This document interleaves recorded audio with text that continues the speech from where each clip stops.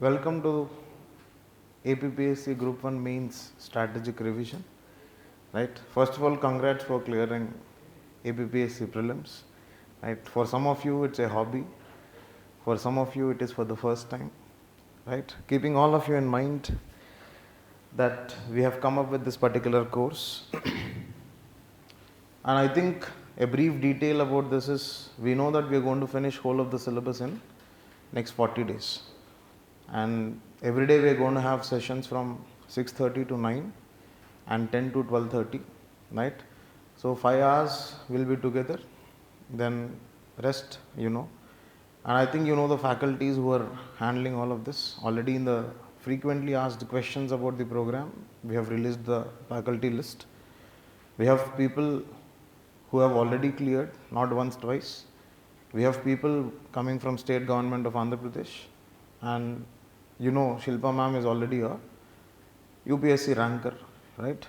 So this is the team that is going to be there, and Vishwanath will also be there, right? He is multiple times UPSC interview as well as Group 1 interview. So this is what is going to be the team, and we are all going to be there with you, okay? And I think from this day one we are going to work together. That's our ambition, because all of us have a common interest. The common interest is we would be figuring our names in the final list, right? Antena, everybody is here for that reason, and we will try to use this time to its maximum capacity from your side as well as from our side, right? And a brief aspects that I want to discuss today, and then I'll get into the lecture. Today's lecture, for initial 20 minutes, I will discuss certain general aspects, right? How is going to be next 40 days, what we are going to do, how are we going to do with your SNT, because first subject is science and technology. So we would discuss about those basic dimensions in the initial 20 minutes, then we will get into the subject, right? Now we know, as usual, this particular course is going to be, each class is going to be for 2.5 hours, and in this we are going to have 2 hours of lecture. And here lecture does not mean that we are going to have whole of the things being explained. For us, lecture simply implies what kind of content I am going to be getting and which is needed for me to write in the exam. So that's why we call it as exam ready content and exam oriented content, right?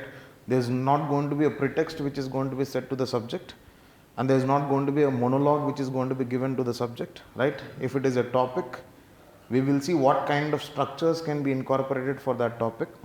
We will see what kind of introductions can be given to that topic. We will see what kind of conclusions can be given to that topic. We can see if there are some generalizations to be discussed about that topic. For example, when I am going to start today's session, I will give you a whole data set of science and technology in India. I would give you roughly around 15 data points. Now when I give you 15 data points on science and technology, it is not that I am going to use that data only in first chapter, but I will also use all of the data maybe in essay, or maybe in some other subject, maybe in economy, or maybe in other chapters of science and tech, right? So we would see some bunch of generalizations like that, and we will also have value additions to be given, right? So this will not only have content, this will also have or enriching you to be ready for writing an answer. That is one dimension that we are going to see in this particular part. What we are going to do in the next half an hour, the 30 minutes, where we will first go for a timed writing, that we will have 4 questions which are given, we will write, and then we will see what kind of improvements can be made on each of them. Because at the end of the day, what you have to understand is how much ever you read, how much ever you learn, how much are we putting it on the paper is going to give us the marks, right? And we always see that there is this supply demand mismatch which constantly exists between the amount of efforts that you put in when you are receiving the content and amount of execution that you do.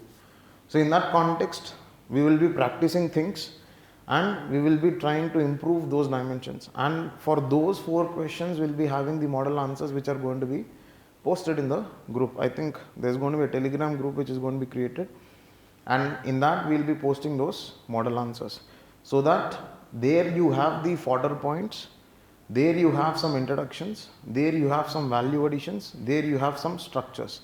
So what is happening is we have one layer of content being covered from the class, and we have another additional layer which is being covered in these 4 questions. So on an average, every day 4 questions, 40 into 4, 160, 160 into 2, because 2 sessions, 320 questions, right? So 300 questions on an average, considering that 8 sessions are going to be essay, right? 8 sessions are going to be essay. So in essay, you'll have a different kind of questions to be present. So on an average, I will be having 300 questions.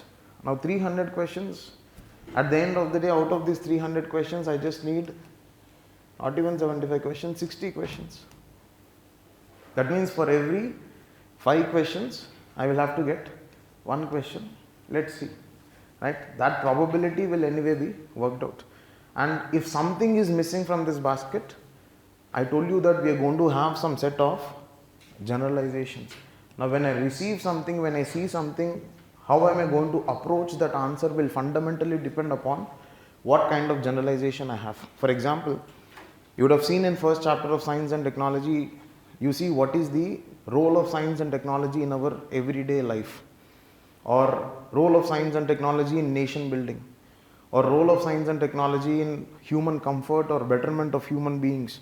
Now in all of this, what happens is, for most of us, when I ask you to write an answer, you randomly start writing, right? Because you by yourself would have experienced a lot of science and technology, right? Those people who are wearing specs, that is one of the very, very common aspects of science and technology and the advancements.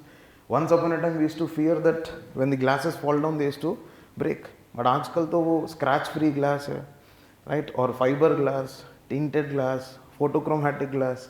All these are what? All these are kind of anti-glare glass. This is a kind of science and technology that we generally observe, right?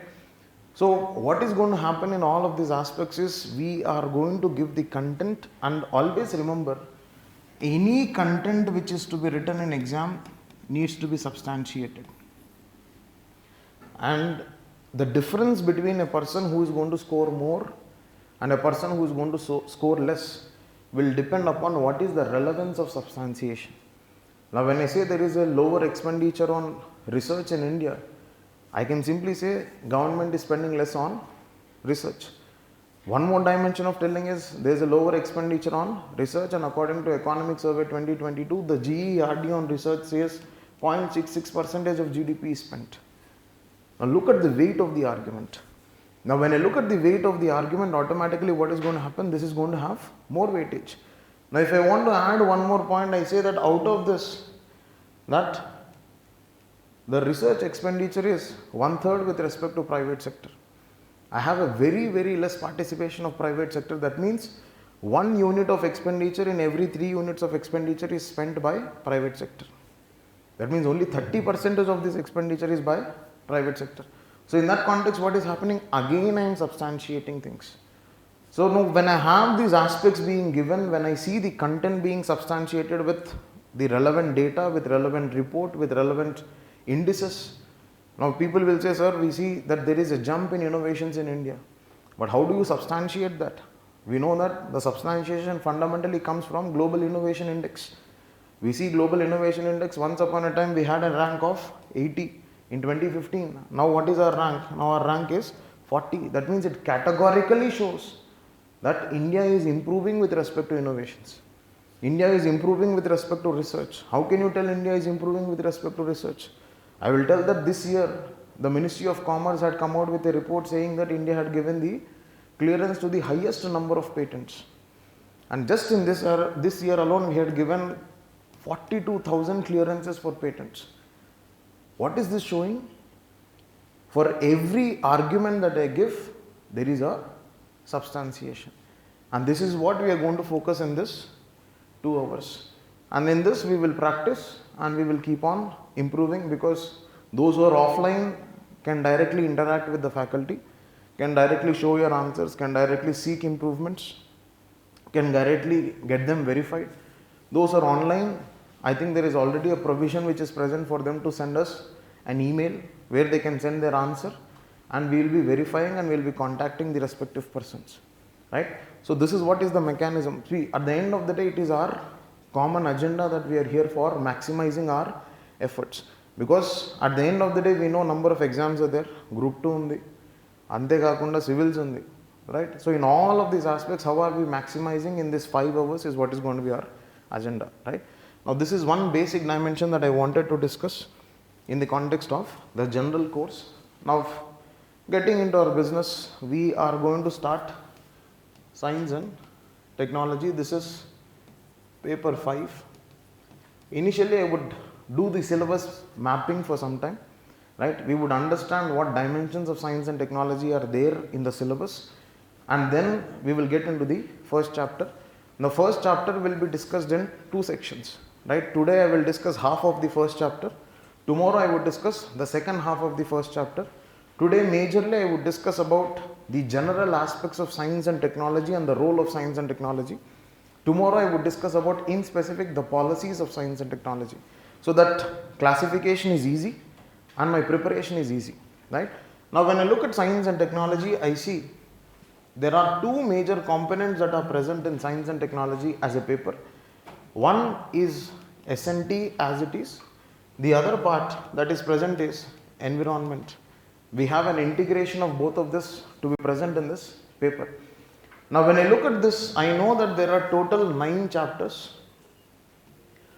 One challenge when they give you 9 chapters, unlike your paper 2 which is history, AP history and geography, or your polity, governance, ethics, one problem with this is we don't know what is going to be asked from which section or which chapter. There we definitely know from section A I can write 5 questions, from section B I am writing 5 questions, from section C I am writing 5 questions. But I am not very sure from which chapter I am going to get a question and which number of questions. So in this context, that we will have to divide the syllabus accordingly and we will have to put a step forward, right? Now if you would have observed last year's question paper, I think 2023 wala question paper, I think SNT was on 10th June. 10th June 2023 SNT was there, the last exam. Now if you observe that paper, there was no clear demarcation that was seen. Now when there was no clear demarcation that was seen, now the problem is a person who is well versed with science and technology might face problem in environment, and a person who is well versed with environment might face with science and technology, right?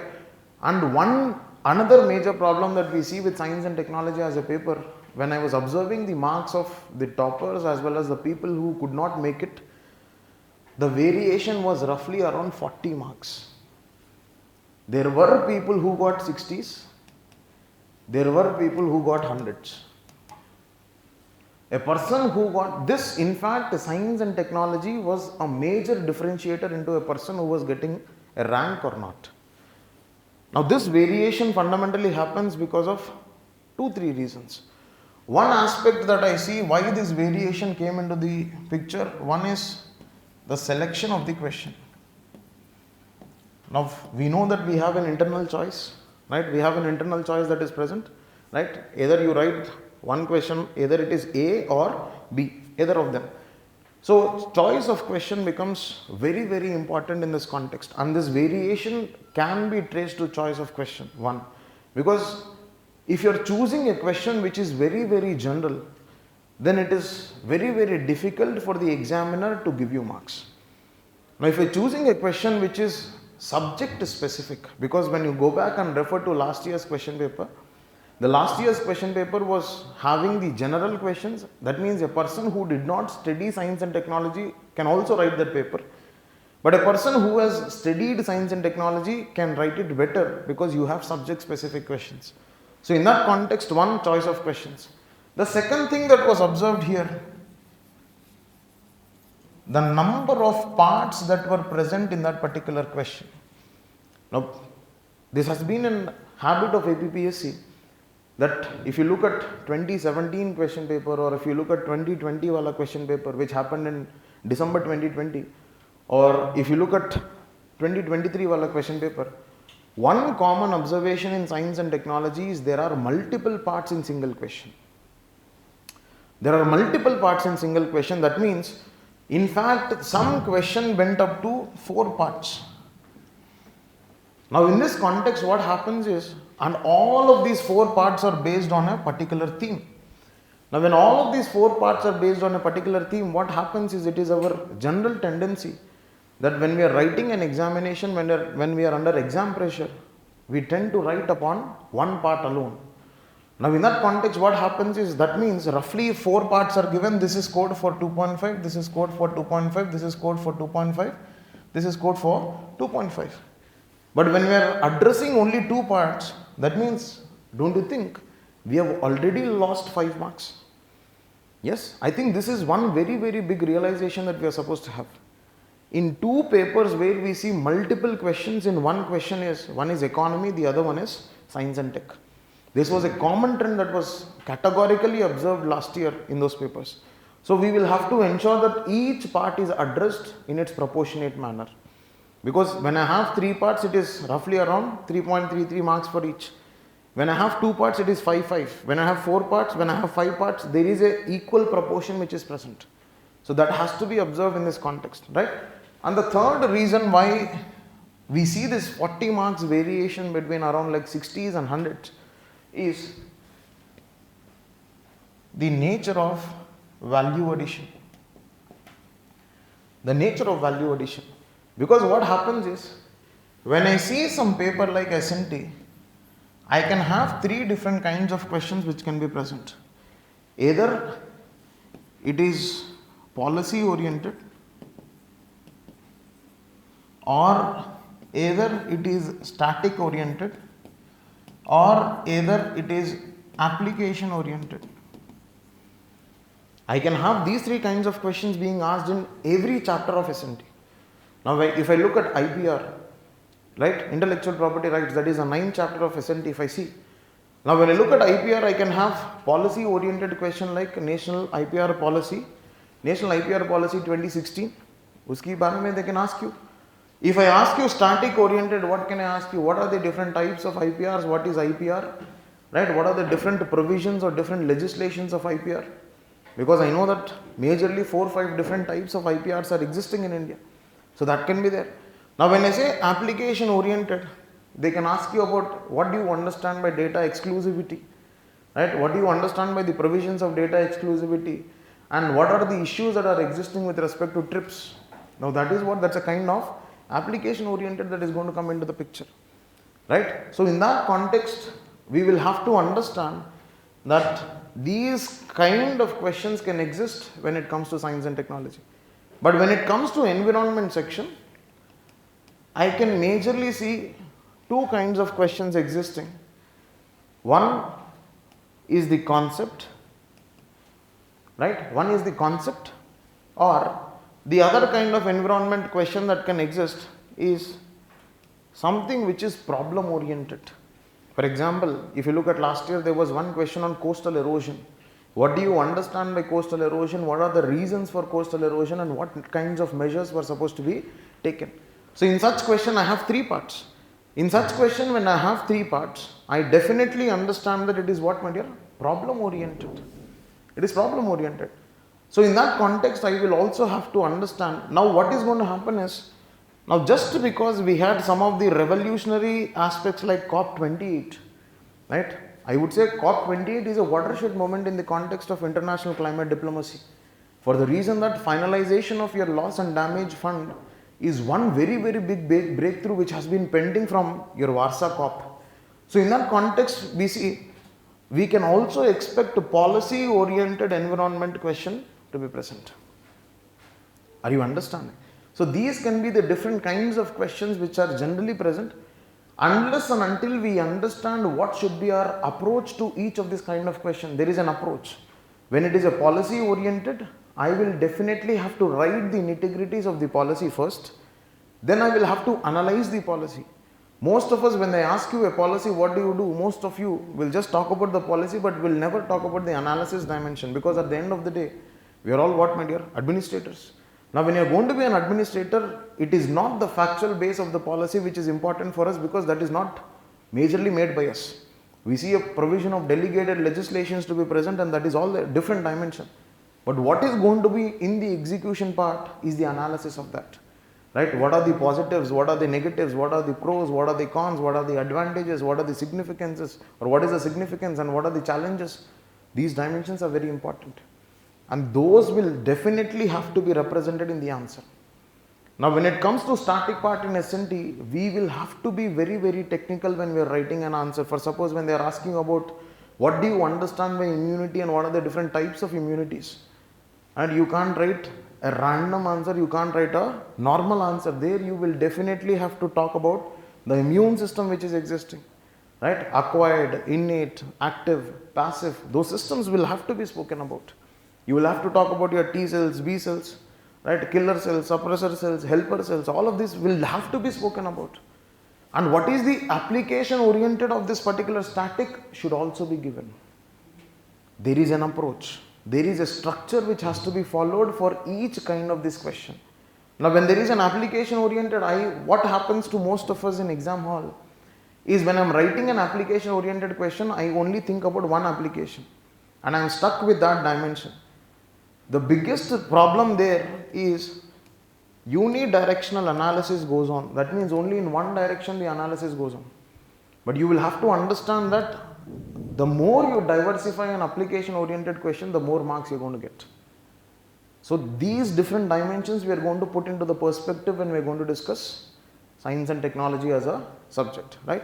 Now looking at the broad topics what are all there in science and technology, your first chapter starts with the basics of science and tech, and not only that, some policies, and not only some policies, but it also talks about some contributions, right?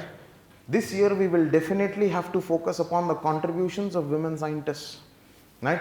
May not be the direct factual base of it, but at least we will have to analyze what is the role of women in research.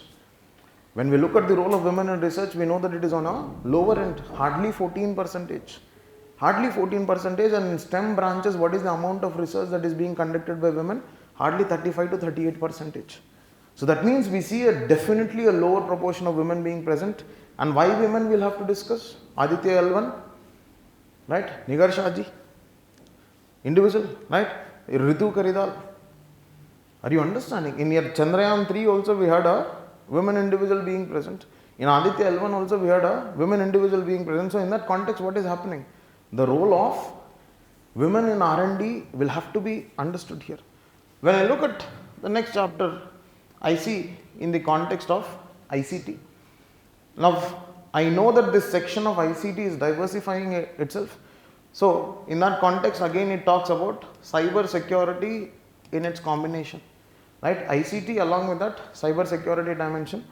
Now when I look at the third, it discusses about space, right, space missions, and also not only space missions but also applications of space.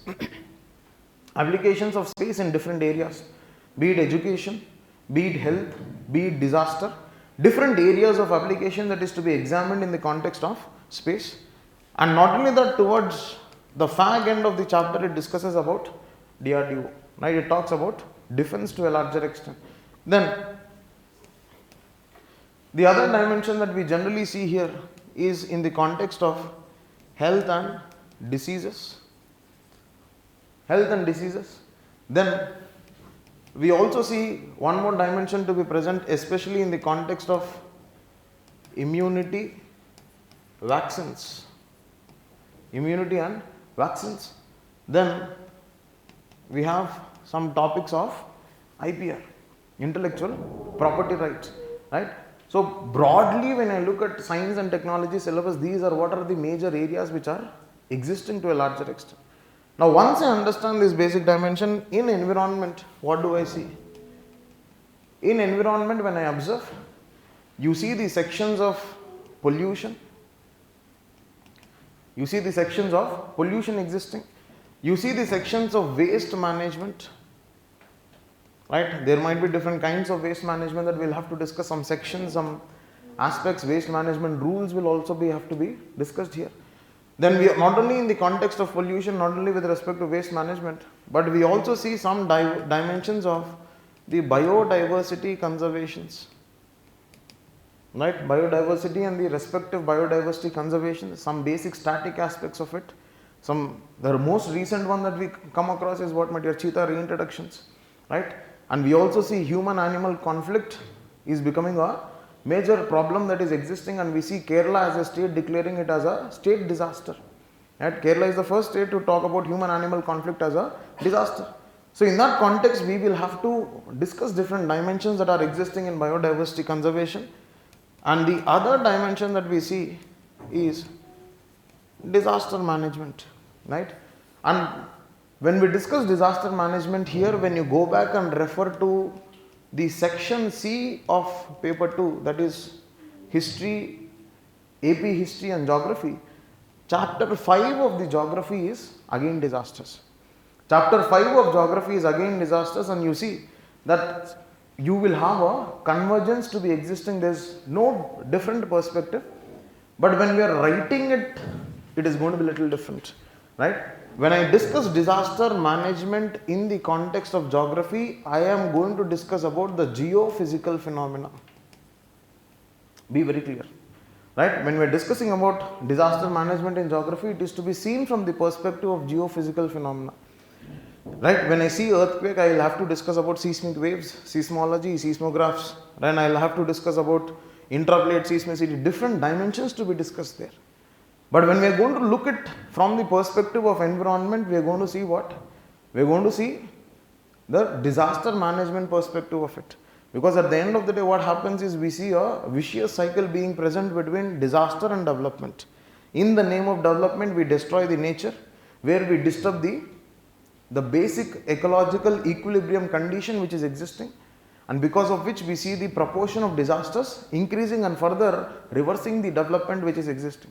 So we would see that vicious cycle to be existing in the context of environment. So that perspective of disaster to be discussed, right? So this is what is the different perspectives to be present in this context, and this is what is the syllabus mapping of whole of your paper 5. And trust me, paper 5 is that paper which will either make it or break it. There are two papers which are definitely a differentiator. One is your science and technology, the second one is essay. The other three papers, not much of difference was observed. Maybe with respect to the number of questions that you have attempted will make a difference in that. But in these two papers, irrespective of you writing all the questions, irrespective of you attempting all the essays and you bringing out a writer within you outside when you are writing or when you are attempting essays, but still you find people getting 40s in essays. Here we are writing 3 essays, right? If they are getting 40s in essays, that means what is the fundamental aspect? They are only hardly getting 15 out of 50 in essay. That means what is the gimmick that is existing there is what is to be put as a question mark. Now when I am writing science and tech, there are people who are getting 60s and there are people who are getting 110, and definitely I see anything above 90 is a decent score in the context of science and tech. Now what difference is this making? What kind of aspects to be incorporated? That we will have to see. Okay. So this is what is the basic syllabus mapping that we discussed in the context of science and tech. Okay. Kishore, any questions in there? All good? Entamandi unnaru? Okay, great. Now the first chapter. Now when I look at the first chapter, I would divide the first chapter into these different areas. Now the first thing that I will see is science, technology and innovation. And when you look at this science, technology and innovation, the first chapter talks about its application in 3 different areas. One is with respect to human life. The other one is with respect to everyday life. Now are both of these different or they are same? Human life and everyday life, right? Manchi batiketappudu everyday batakalsinde kada, right? So both are very, very similar. There is a lot of convergence which will exist in this. And the other area that it fundamentally talks about is how is it going to be in the context of nation building process. Now the second area that we generally see here is with respect to national policies. Now when I talk about these national policies, what is going to be present here is majorly, I see a whole lot of evolution of policies to be present, and I will also have to understand the analytical dimension of these policies. And when I look at this evolution of policies, I see starting from 1952, right? I had in fact 1948 a policy, but it is not so significant. From there I see till 2020, because we see that a categorical shift happened from 2013 policy onwards, where they included not only science and technology policy, but also they started including a word called as innovation. So from 2013 and 2020, we will have to have a comparative analysis. What is the difference? Because 2020 science and technology and innovation policy, STIP, had come up in the context of post-COVID situation, right? So number of realizations, number of changes, where they talk about open science, where they talk about decentralized access, where they talk about one nation, one access. So different dimensions are discussed in that. The third aspect of first chapter that we will have to see is in the context of India and science and technology. Now, what is the relation, what is the aspect here? Some famous personalities. Now, one problem with these personalities is we don't know how many to focus, right? We don't know how many to focus.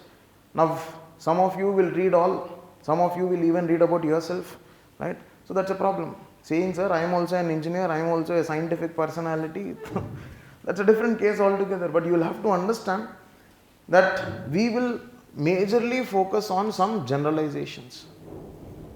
For these personalities, we will keep some generalizations, and we will keep some current affairs oriented personalities. For example, we will definitely have to look into J.C. Bose, right? We will definitely have to look into J.C. Bose at any cost this year, right? We will anyway have to look into Homi Jahangir Baba. So like that, we will see that roughly 2-3 personalities which are common in news, which are common in current affairs.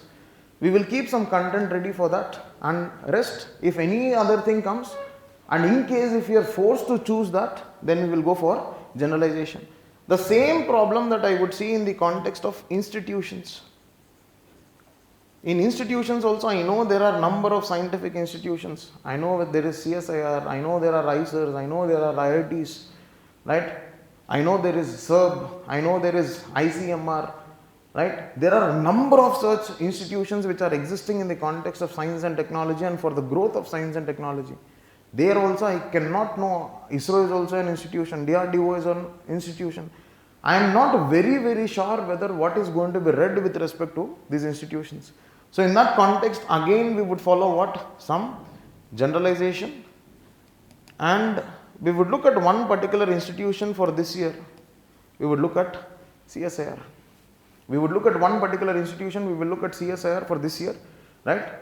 Again, sir, why CSIR in specific? Purely observing its trajectory, purely observing its growth from last few months, right? That is the only reason why we are going to look at CSIR, and maybe one more additional institute that we will look into.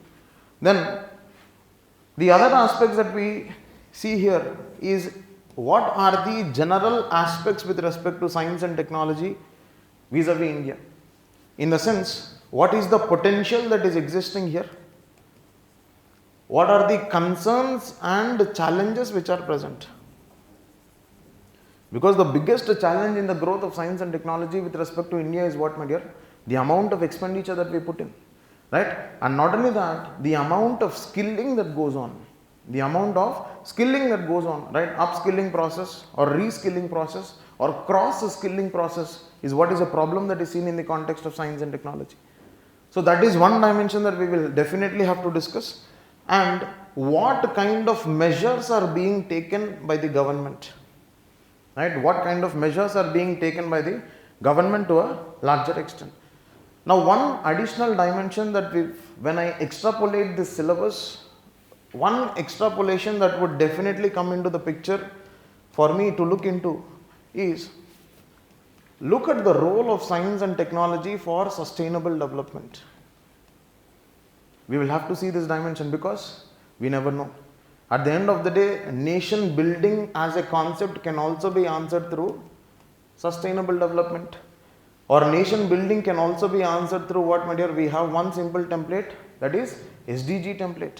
Because when I am able to meet all of those 17 SDGs, I am fundamentally looking at a comprehensive nation building process.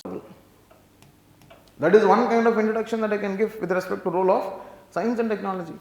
If not this, I can also talk about what is the significance of science and technology in human life. The simplest significance of science and technology in human life is promoting the human comfort and human productivity or efficiency. Promoting the human productivity, human efficiency and human comfort. That is one more introduction that can be given in this context, right? So one dimension is this. This is the second dimension that I can bring in with respect to role of science and technology with respect to human life. Now what kind of conclusions that I can bring into the picture? Now when I can talk about the conclusions, when I talk about this dimension, one thing is definitely talk about science and technology would enable for what, my dear? Sustainable lifestyles. Sustainable lifestyles, right? And one specific mission was there which was seen with respect to sustainable lifestyles. That is what, my dear? Mission life. Mission life, right? That is what mission life is fundamentally talking about. Sustainable lifestyles. And what is happening is, don't you think that science and technology as such would enable or would improve the adaptive capacities of the individual? Adaptive capacities of the individual. And if not only the adaptive capacities, what happens, my dear? Don't you think the evolution of human being or the evolution of human life is a testimonial for the role of science and technology? Don't you think so? The process of evolution, the process of civilization that we have seen in the context of human life is definitely a testimonial for role of science and technology in human life.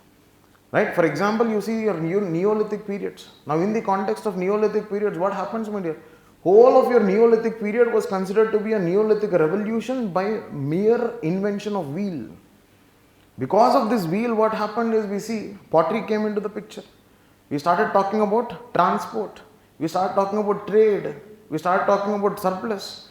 Right? We started talking about development of the permanent settlements. Now in this context, what is happening? Whole of your tool technology. When you look at your tool technology that is existing, what is happening? Again, that is a testimonial for the human civilization to occur, testimonial for the human evolution to occur. Are you understanding? Intro, conclusion. Now always remember simple instructions in the context of introductions and conclusions. Now one simple cheat code that I can definitely tell you in the context of introduction is simply introduce broadly with the significance. It's easy. Whenever there is a concept that is existing, right? Whenever there is a concept that is existing, I can simply introduce by what, my dear? By its definition. I can simply introduce by its definition. Whenever I see some phenomena to be present, or whenever I see there is some cause and effect being asked, because role of science and technology and its effect on human life. Whenever I see this, simply introduce by talking about its respective significance. If not the significance that I can discuss about, I can also talk about some current events. Current events. Don't you think, what is my current event here? The concept of humanoid by itself, right? Humanoid is what, my dear? Human creating a human-like entity. Yes? So in this context, what is happening? Either I talk about a current event or either I talk about the significance. If there is something which is related to some phenomena which is happening, which is present, I can introduce with necessary facts. I can introduce with necessary facts. Now when you can see this introduction that is happening with respect to necessary facts, this is where I have my statistical base coming into the picture. Now for example, when they are asking you, or especially majorly, if something which is related to the status, now when they are asking you, right, examine the status of the innovation or examine the status of indigenization that is present in India, right? Enumerate the challenges which are existing, and also the necessary measures. Now in that context, what is happening when I see a status like phenomena which is coming into the picture, I will simply open up talking about what? Using a fact or a statistic, right? The simplest introduction. Now simplest conclusions most of the time that we see is either we end with a policy, or some scheme, or we end with some best practices. The best practice approach I will teach you when I am teaching you the conclusions with respect to environment. For example, when we are discussing about water management, because we have been seeing the conditions of 0 day, right? We have been seeing the conditions of 0 day. There were number of threats which were being given. They were discussing about the water crisis in Bengaluru, right? We see 0 day being experienced in Shimla. People were talking about the drying up of the groundwater in the context of Hyderabad, right? So when we come across these dimensions, definitely one water management system that has to be discussed is the water management system of Estonia, right? Estonia is definitely known for integrated water management system, and it is known for sustainable water management system. So in that context, we will look at the best practices which are discussed. The third dimension that I can see, how can I conclude, is simply conclude with a broad thing. That means just to summarize what you have given. Just to summarize what you have written, that is the simplest conclusion that you can write. Right? Summary does not mean you can write, you will write all the points, comma, comma, comma. No. Summary simply means the whole broader perspective that you have put in the answer. Right? In science and technology, majorly this is where we see the conclusions. Sir, if nothing is working, then simply go for SDG approach. Right? SDG approach. But don't be too recurring when it comes to SDG approach. Right? I would say be judicious in using SDGs as conclusions. Because the greatness of SDG is that I can use SDG as a conclusion in every answer. Don't you think so? Don't you think so? I can use this human life and the role of science and technology in human life by saying what it would enable me to realize Sustainable Development Goals 16 and 17. That is building partnerships and ensuring peace. So that means what is happening? The beauty of SDGs, I can use it as a contingency mechanism when it comes to conclusion. But use it sometimes when it is very, very much required. If it is a question on water, I will definitely use SDG 6 or 7. SDG 6, right? When it is on energy, I will definitely use SDG 7, right? When it is on innovation, can I use SDG 9? Just because infrastructure, industries, innovation. So that means what is happening is keep this as a contingency mechanism. Keep this as a contingency mechanism, and all those who have written already civils means, those who have given interviews in civils, those who have given your group 1 interviews, now you know that there is a common structure that we always follow, that is intro, body and conclusion, right? What is it going to be different? What is the structure here we are going to maintain, and what is the value addition content that we are going to maintain here, right? That is alone going to be the difference. And in this particular structure, what kind of examples are we giving? What kind of examples are we giving with this perspective, right? Now let me look at some examples that we are going to see here.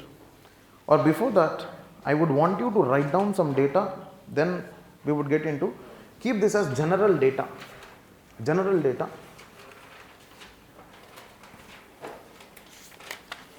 Now, what is the utility of this data that I am telling you? I can use it in multiple places of science and technology, and definitely as a substantiation when I am writing an answer in first unit, right?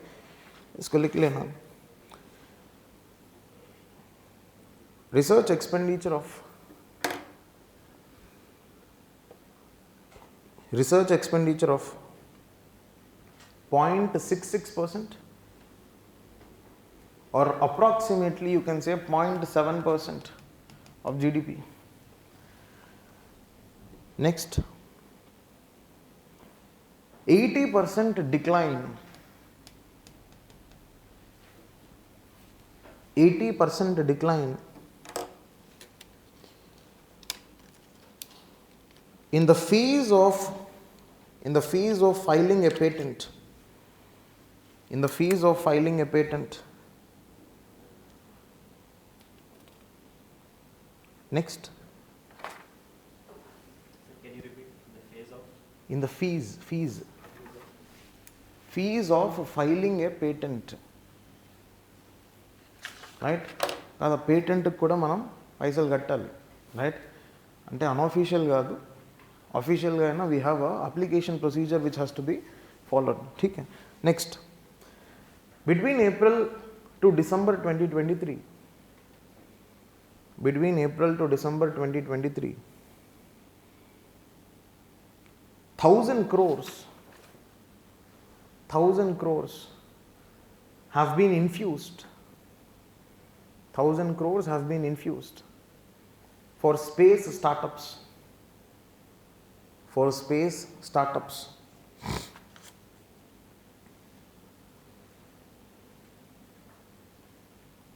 Next, there is a 7% growth. There is a 7% growth. In bracket you write over $100 billion. Over $100 billion in IT spending. In IT spending.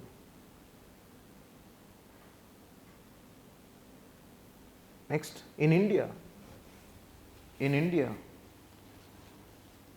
over $10 billion. In India, over $10 billion is the valuation of medical technology sector.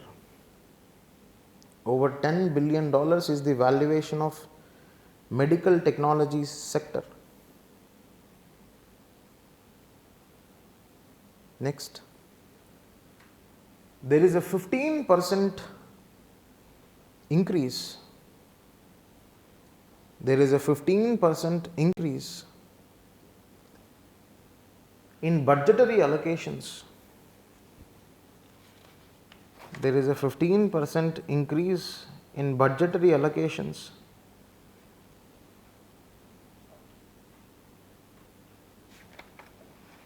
In bracket you write over 16,000 crores. Over 16,000 crores.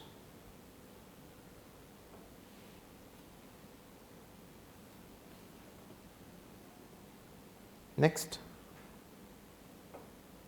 in India,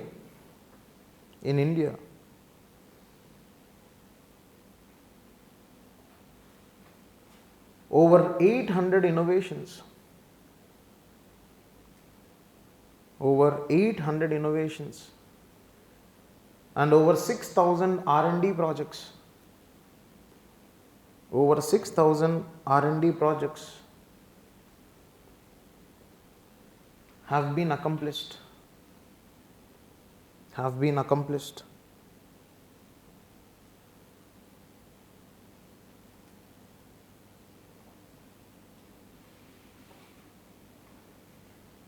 The valuation of biotechnology sector. The valuation of biotechnology sector is $120 billion. Is $120 billion and expected to increase to $150 billion. To $150 billion.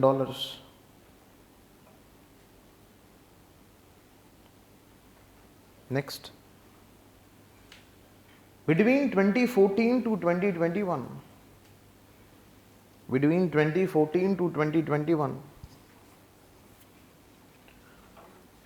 over 572%, over 572%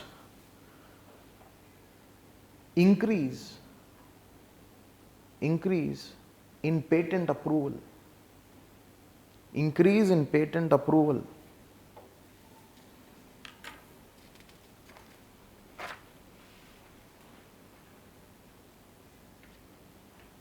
Right. Next, India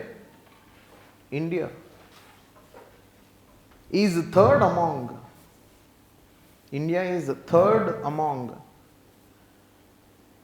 The most innovative. India is third among most innovative. Lower middle income economies. Third among most innovative lower middle income economies. Next. India has signed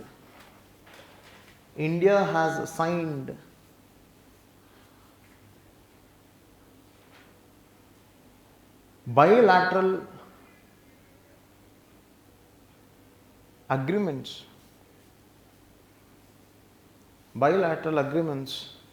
regarding science and technology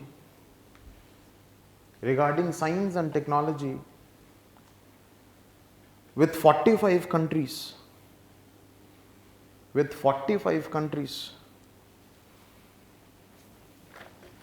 Next, India constitutes 11% of global arm import share.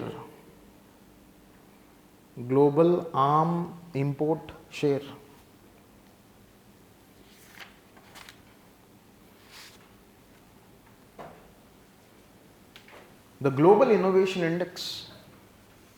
Next. The Global Innovation Index of India has improved from 80 in 2015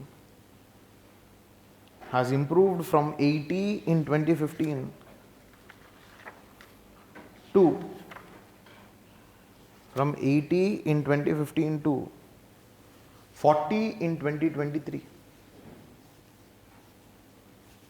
rank తగ్గిందా improve అయిందా? Rank తగ్గితే improve అయినట్టు కదా, right? Beautiful, good, right? Is this clear? Now how can I use this data? I can use it in intros, I can use it in substantiations, right? Now there is some specific data which is to be given in the context of indigenization. I will give you there as a subject when I am discussing indigenization, right? Is this clear? Okay.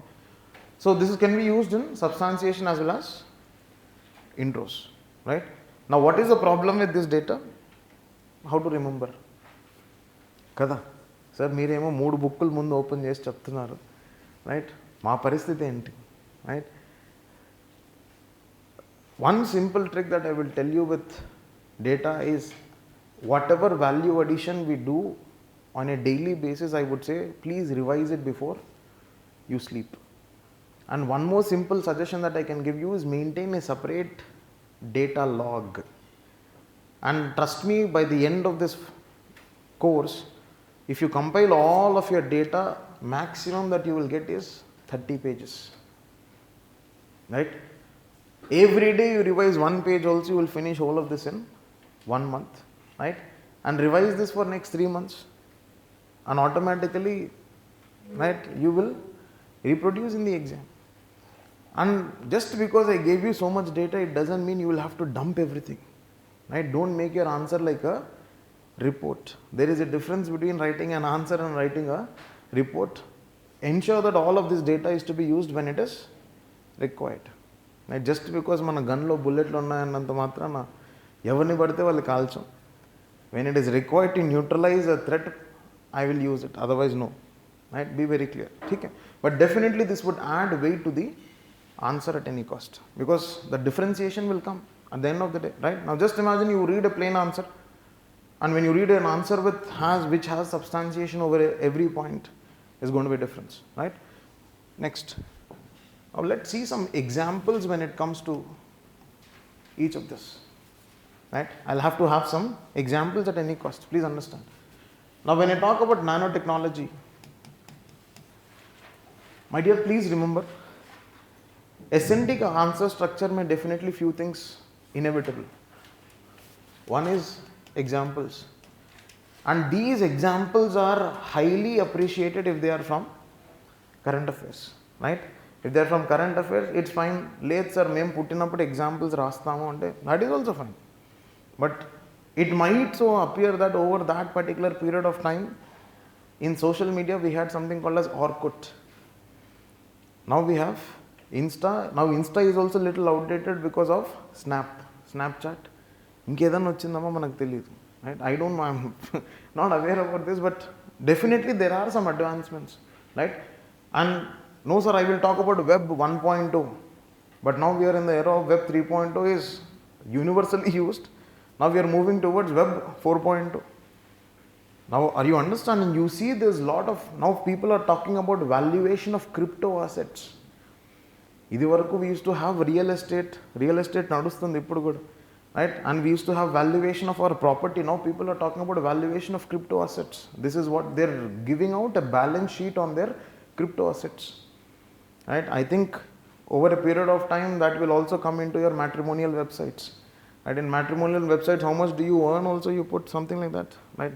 నాకు experience లేదు, I don't know. So in that context you put, but now what happens now? This is what is my crypto valuation. हो सकता है, that can be a probability, right? So in that context, examples become one. One more very, very important thing is you will have to show to the examiner that government is doing something in every aspect. So uske liye we'll have to have some bunch of schemes, right? Which I will be again dictating, which I'll again dictate, where I will dictate some bunch of schemes.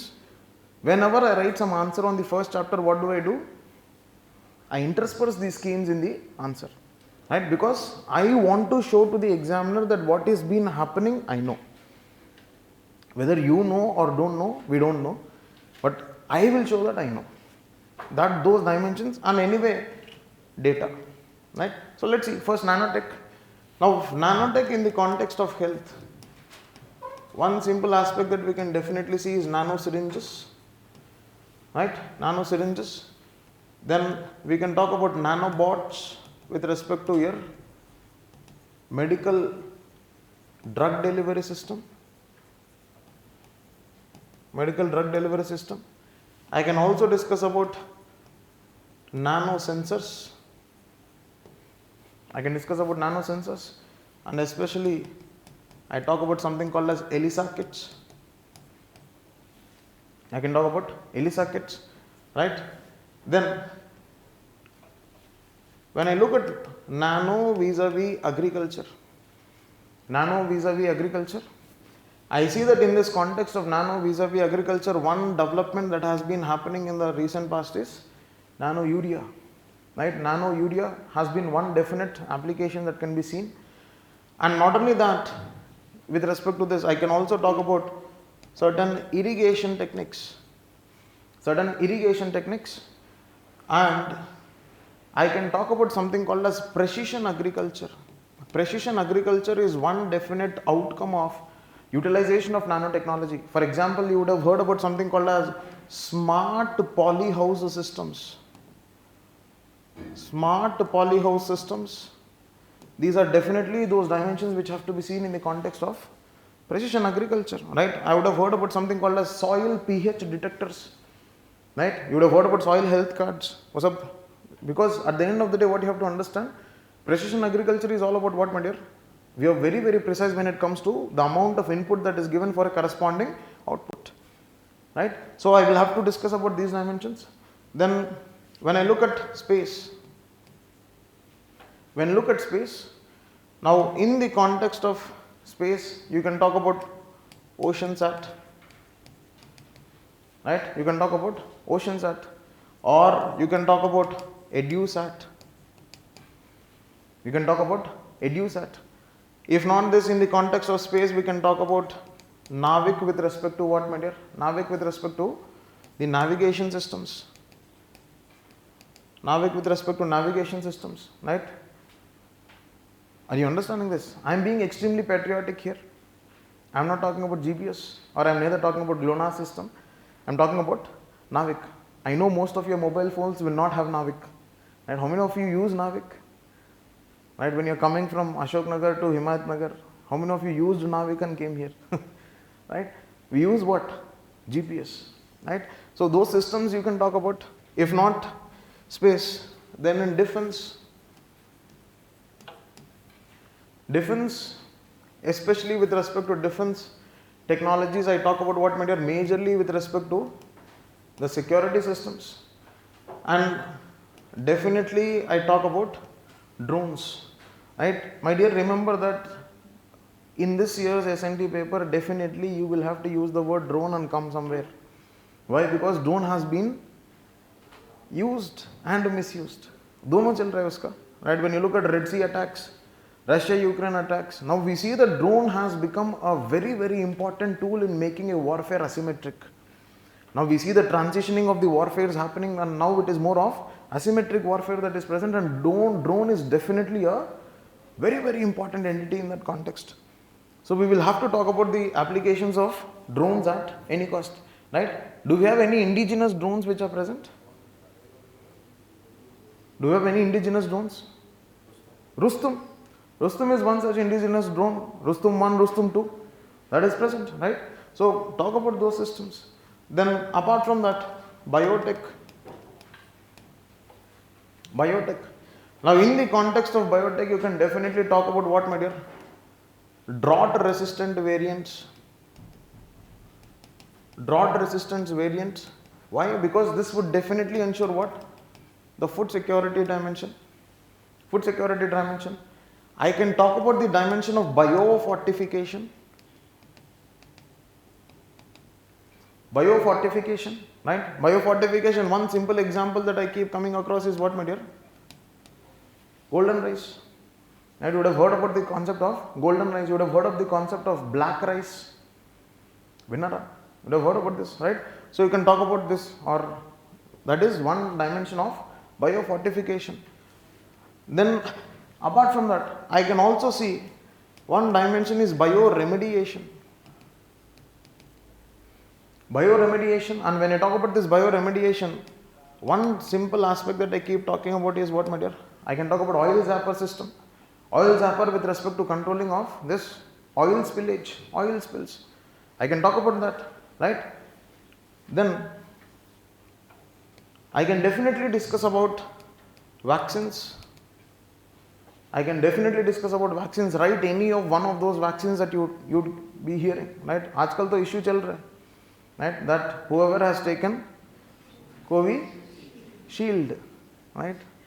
ఇప్పుడు we will recollect what kind of vaccine we took, and most of us will be convincing ourselves that we didn't take Covishield, right?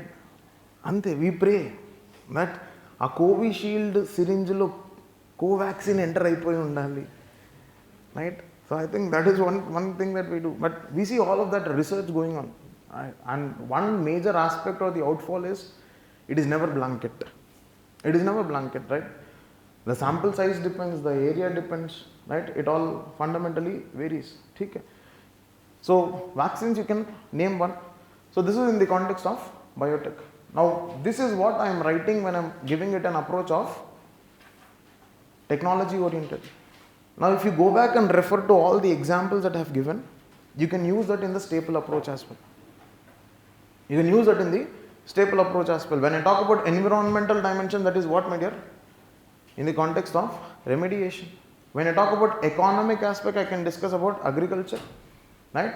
Yes, when I talk about societal aspect, I can discuss about education as well as health. Disaster management we discuss कर सकते हैं आप लोग. Are you understanding? Right? Or when I talk about maybe administrative dimension, what administrative dimension? That is where I see ICT coming into picture. Now when I see ICT, what happens? Definitely 3D printing. आप लोग सुना होगा 3D printing, right? There is one 3D printed temple in Telangana. You heard about this? Siddipet 3D printed temple in Telangana, right? I think that is the first 3D printed temple in India. So in that context, what is happening now? 3D printing is coming into the picture. Now आजकल 3D printed cakes, 3D printed toys, 3D printed organs, right? Bioprinting is also going on, right? Bioprinting, so this 3D printing can be seen in multiple applications. And not only that, I can also discuss the second dimension with respect to ICT is what, my dear? I can talk about Internet of Things. I can talk about Internet of Things, and where I see Internet of Things makes my domestic life very, very easy. And not only that, I mentioned the self drives or driverless cars. The driverless cars, right? That is one more application that I see in the context of ICT. Then the next dimension that I can definitely look into with respect to ICT is I can talk about health records, I can talk about health stacks. You would have heard about something called as National Digital Health Mission. National Digital Health Mission, where we talked about National Health Stack System. And when we look at this National Health Stacks, that is where what are we fundamentally looking at? We are trying to maintain the data of the patients. We are trying to maintain the data of the patients, right? So all of these are the applications. So I can use this either in staple approach or I can use this in technology oriented. Can I use it for human life and everyday life? Is there any difference? No. Can I use this for nation building also?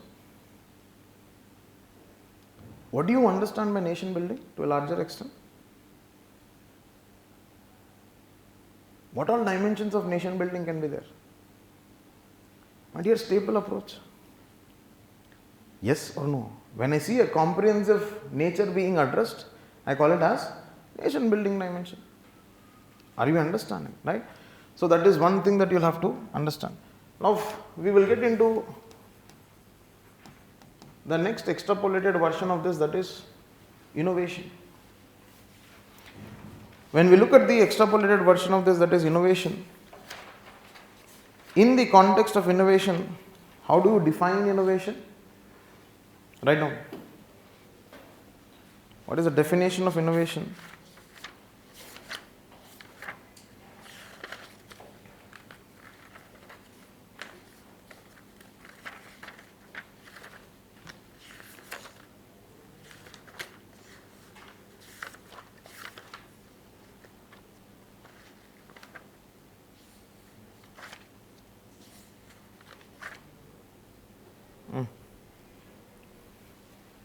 It's a means, innovation means, write down, innovation means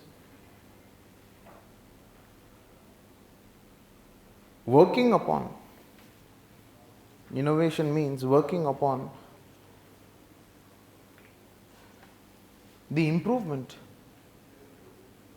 working upon improvement of the product, comma process, of the product, comma process or services,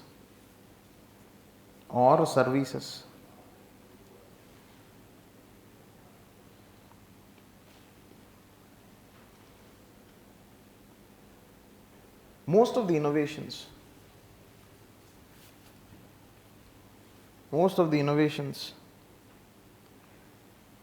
are protected.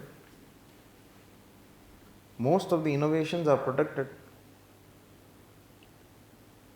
with the help of intellectual property rights. Intellectual property rights, for example, patents.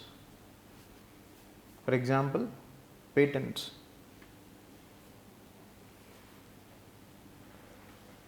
Next, we know what is the status of innovation in the context of India. The status of innovation is what, my dear? I see that in 2015 our rank was 81. Yes. In 2016 our rank is 66. In 2021 our rank is 46.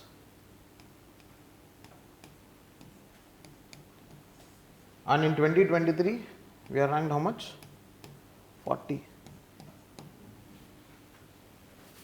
Right? You can either put it like this, or I can look at, this is 2015, what is the rank?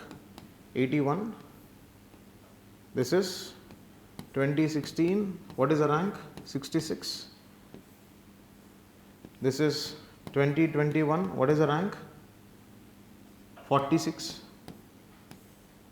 And this is 2023, what is the rank, my dear? 40.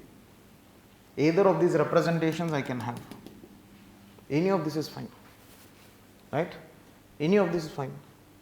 If you want to cover more place, go for that, right? If you want to make it a little simple, go for this, right? Because in exam hall what happens is, if I do this, suddenly one bar will come extra, right? Some bar will come small, some bar will go over, then there I can't spoil my presentation, right? And trust me, we will not have time to do it with pencil, do it with color pencil, sketch pen, highlighter. I hope you know that you are supposed to use unicolor, right? There are number of restrictions which are present when it comes to the presentation in the context of APPSC.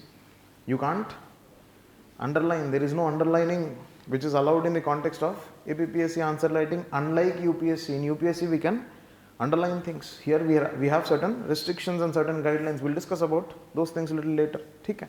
So this is what is the status in the context of innovation. I can also talk about the status of innovation to be what, my dear? Around 800 innovations have been accomplished, and over 600 or 6000 R&D projects have been accomplished in India. I can add that also here, right? And we can also say what? India is among the top 3 innovators in the context of the lower income economies. That also I can bring into the status of innovation. Now when I look at the types of innovation, I see that there are different types of innovation. One type of innovation that I see is incremental innovation. The second type of innovation that I see is accidental innovation. And the third type is a disruptive innovation. That means when I see it is when it is an incremental, I see there is a step-by-step improvement that happens. There is a step-by-step improvement that happens. Now when I look at accidental innovations, what is happening, my dear?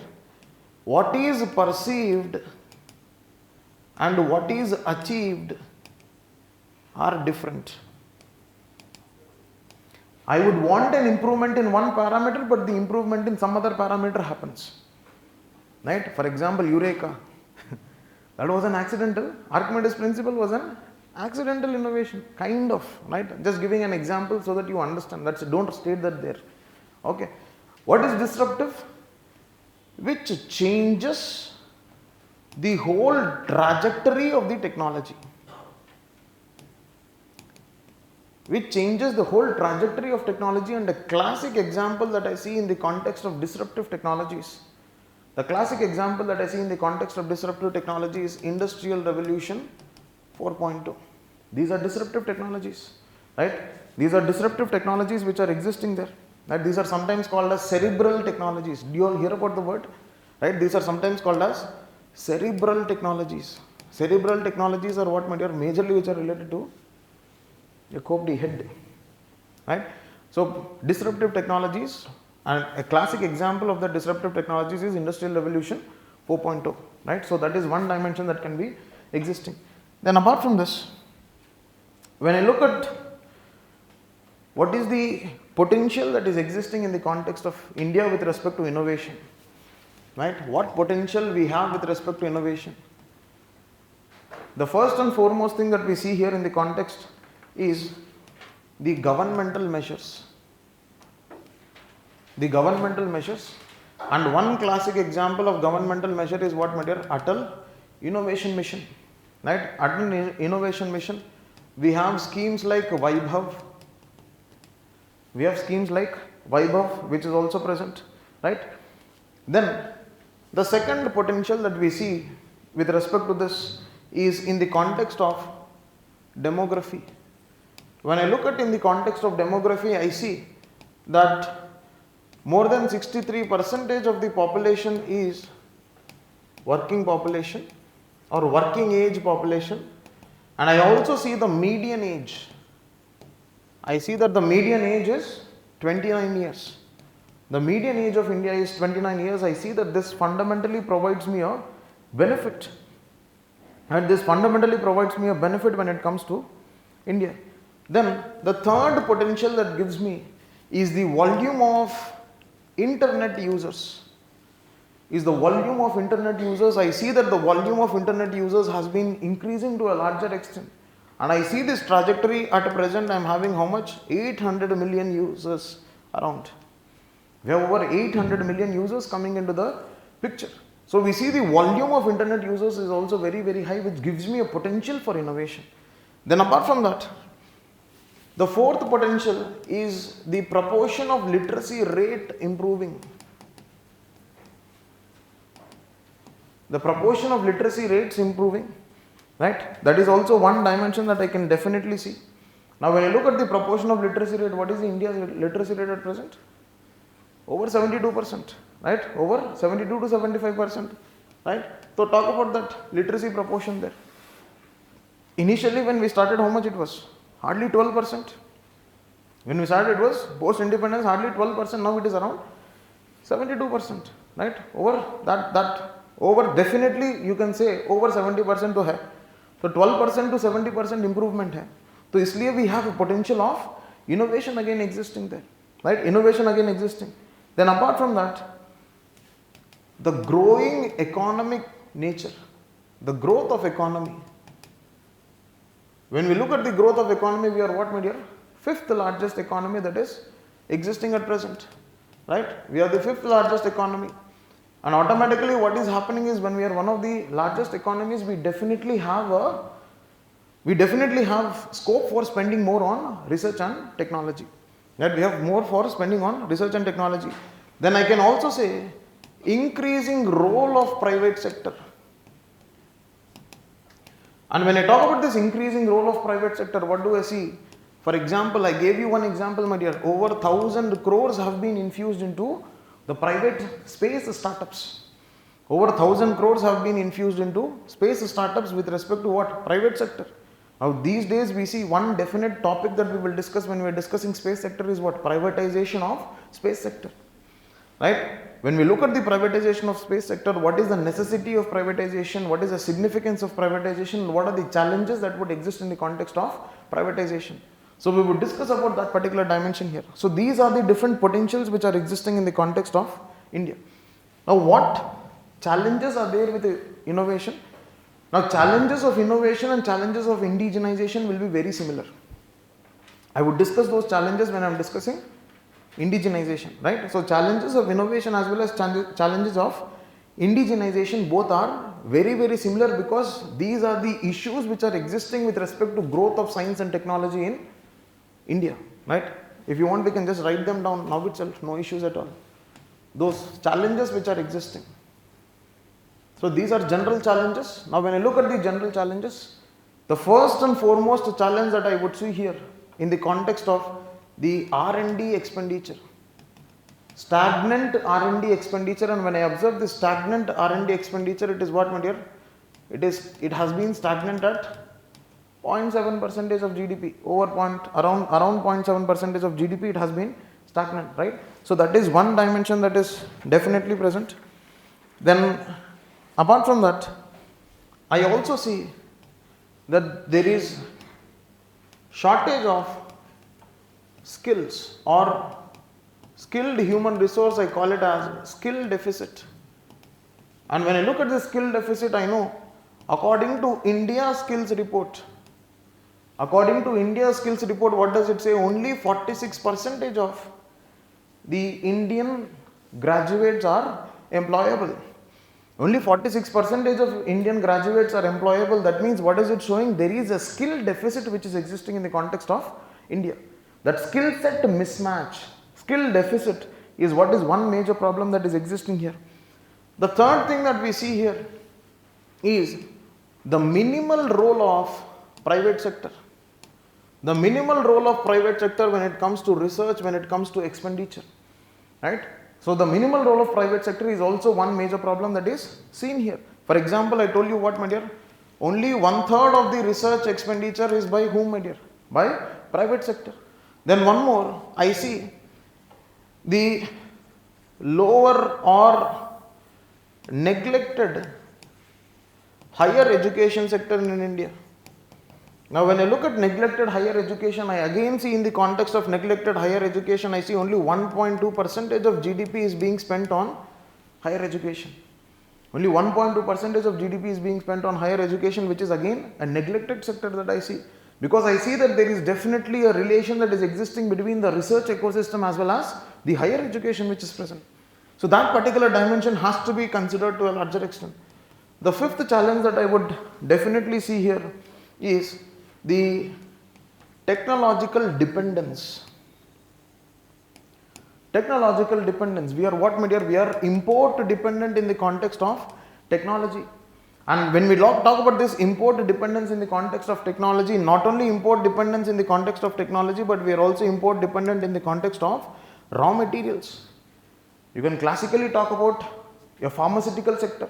And when we look at pharmaceutical sector, 70% of your APIs are coming from China. It is import dependent, right? 70% of your APIs are import dependent. You talk about your defense, right? Talk about defense. So you can give any example in that context.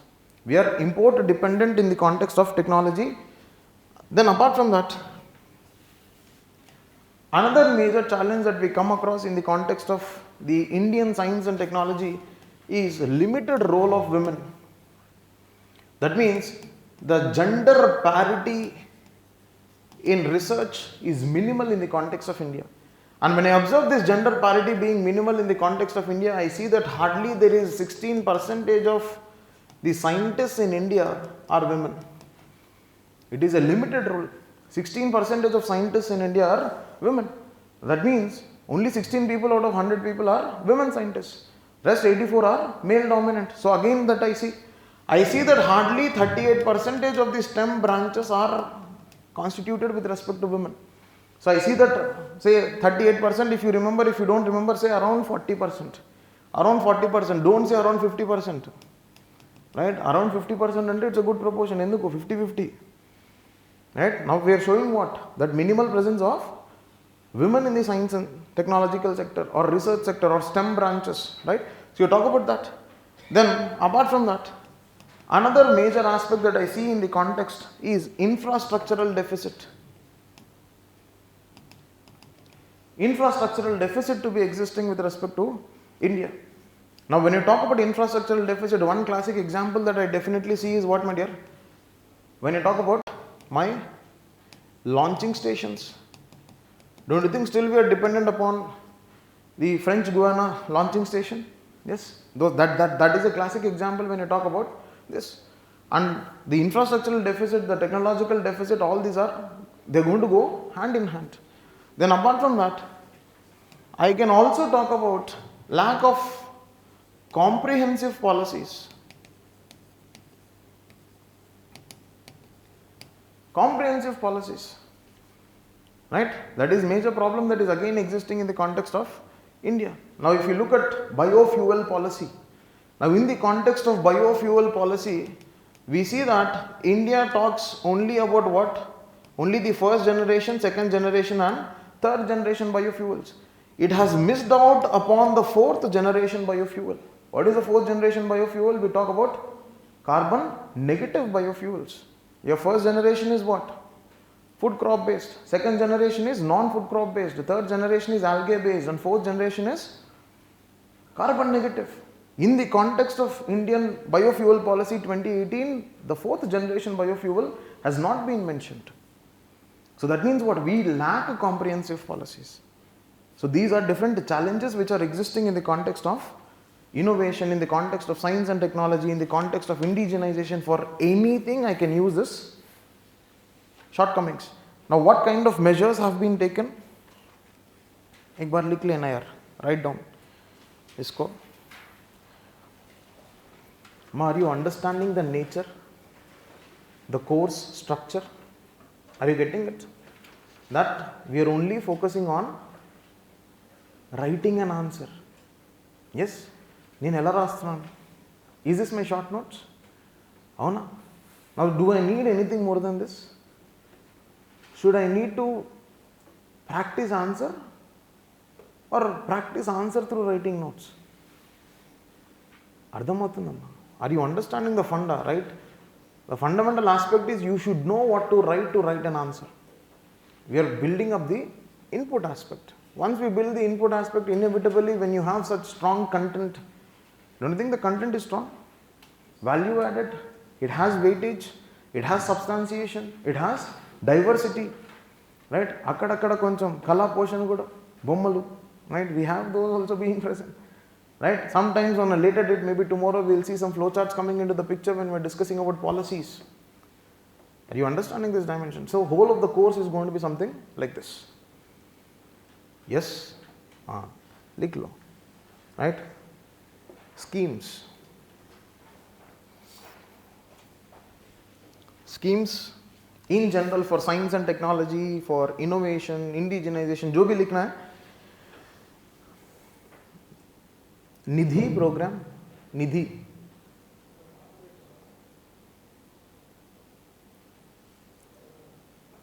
Nidhi program for incubators, for incubators, and providing grants. Nidhi program for incubators and providing grants. Next, Prayas.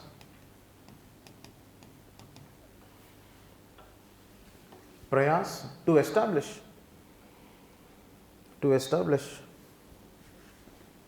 Technology based incubator. To establish technology based incubator.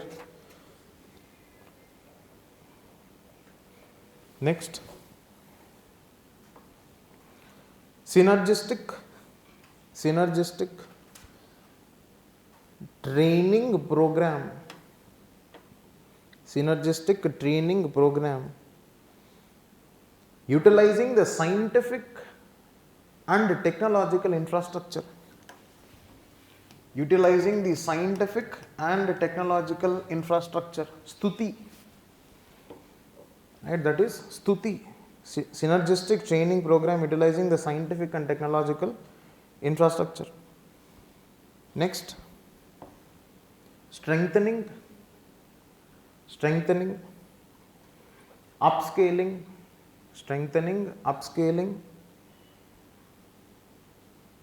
and nurturing local innovation for livelihood. Sunil. Strengthening, upscaling, and nurturing local innovation for livelihood. This is Sunil. Next, technological interventions.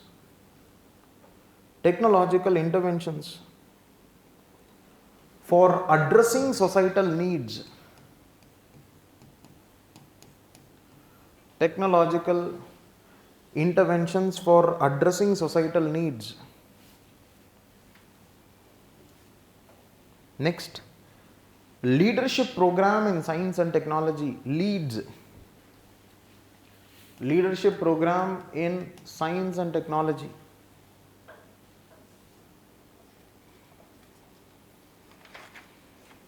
Next, technology interventions.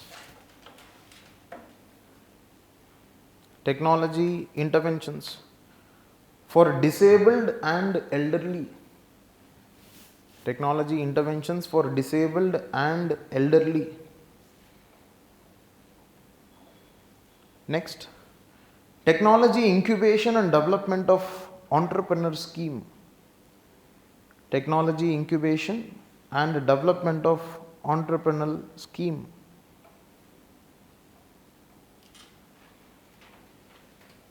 Next, Atal Innovation Mission.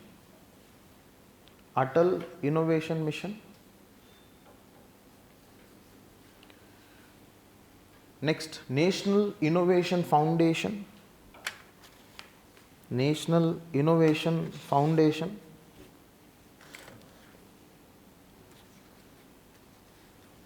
Yes. Next,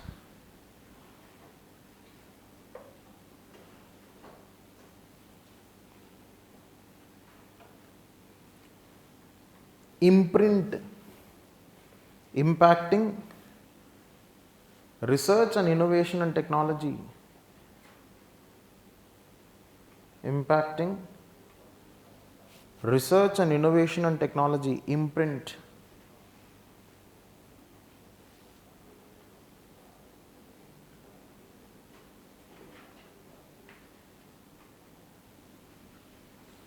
right? Next, Kiran scheme. Kiran scheme. Kiran scheme for what? Developing women technology parks. Kiran scheme for developing women technology parks.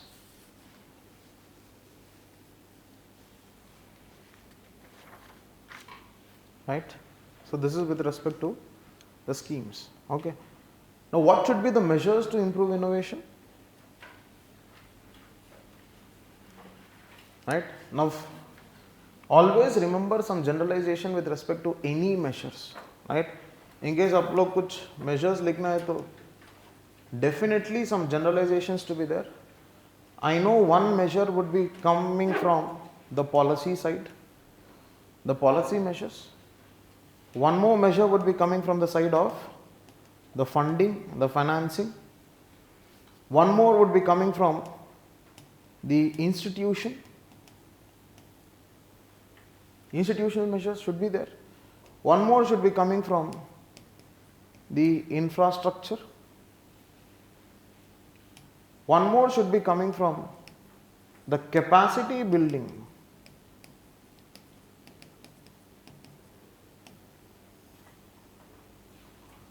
Right? In general, whenever I would want to maintain these dimensions, in general, whenever I would want to ensure some measures, I can have these 5-6 dimensions, that is with respect to policy, with respect to funding, institution, infrastructure and capacity building. Right? If I talk about innovation, what? I need to increase the R&D expenditure. I need to promote IPR policies. I need to update or I need to ensure dynamism in IPR policies. Now when I talk about institutions, what? I need to strengthen some institutions like CSIR, SERB, right? All of this, right? DBT, DST, all of these have to be strengthened. Then infrastructure, research ecosystem, research laboratories have to be enhanced, have to be improved. Then in capacity building, what you are supposed to do? We talk about something called as new age skills. We talk about something called as new age skilling process. That definitely has to be looked into in this context. Right? New age skills is what? You technologically reorient the individual. You technologically reorient the individual. We talk about smart skills. Your smart skills is what? At the end of the day, again, how well are you well versed with utilization of the internet and internet technologies, right? So talk about those dimensions, right, in general. Okay. Now moving to indigenization.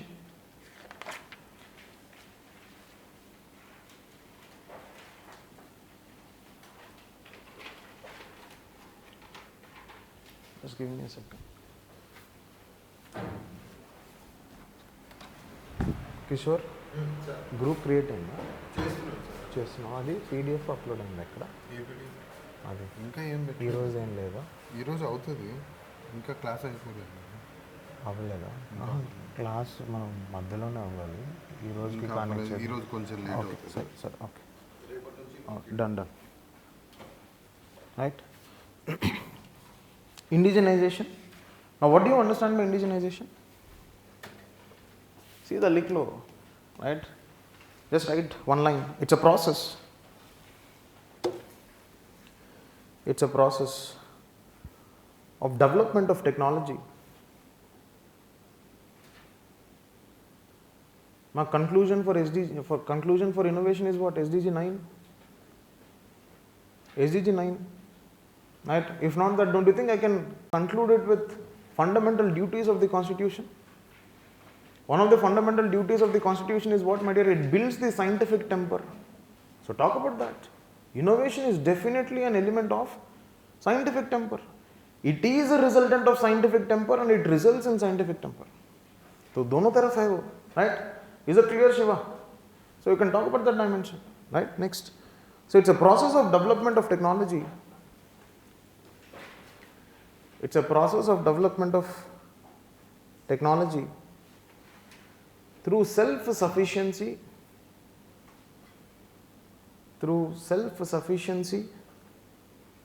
and self-reliance. Through self-sufficiency and self-reliance. Are you all writing in books?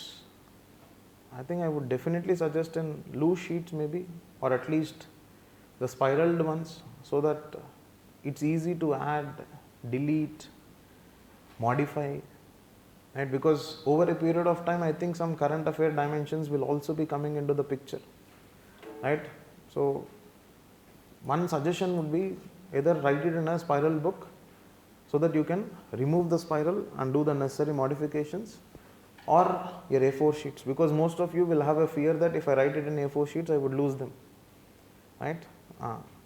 Kada మనం ఏం చేస్తాం, కీడెంచి మేలెంచుతాం, అది ఇక్కడ కూడా కనిపిస్తుంది. So it's fine, up to you, but definitely if I'm suppose to suggest, I would suggest in this manner, right? It's easy. ఇప్పుడు ఏంటి మరి అన్ని సబ్జెక్ట్స్కి ఒకటే నోట్బుక్ మెయింటైన్ చేస్తున్నారా, like in your engineering colleges are, right? ఆ గమ్మత్ ఏంటంటే 4 years అయిపోయినా నోట్బుక్ అయిపోదు, రైట్? అంత నోట్స్ ఎక్కడ రాస్తాం sir, right? Maximum notes that you will write is what, దాంట్లో సగం పిచ్చి గీతలే ఉంటాయి కదా, right? Good. Where did I stop? Self-sufficiency and self-reliance. Such an activity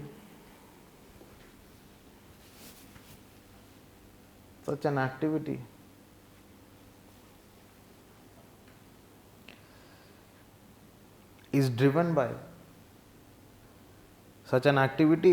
by an objective of national security.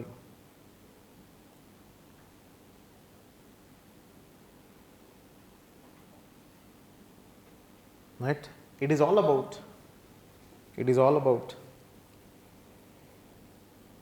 technological development and progress. It is all about technological development and progress within the territory of a particular country.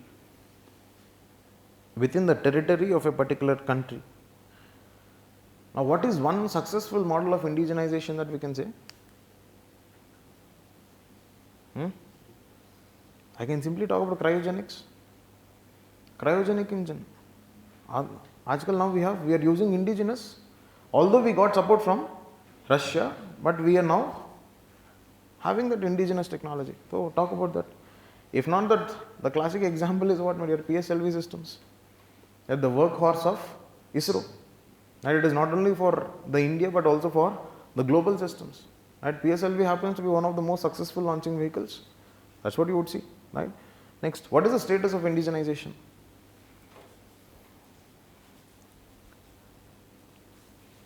Write down.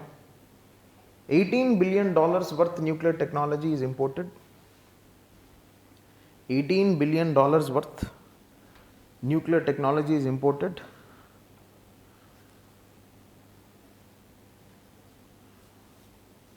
The amount of space imports, next point, the amount of space imports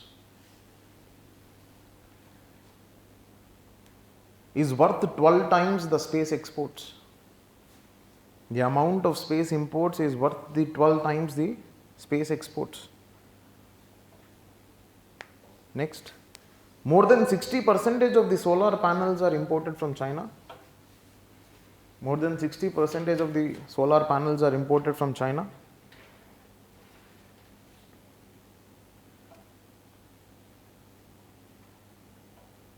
%70 of APIs are imported for pharmaceutical sector. What are APIs? Activated pharmaceutical ingredients.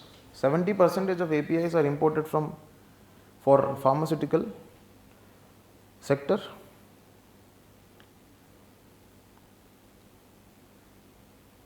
India imports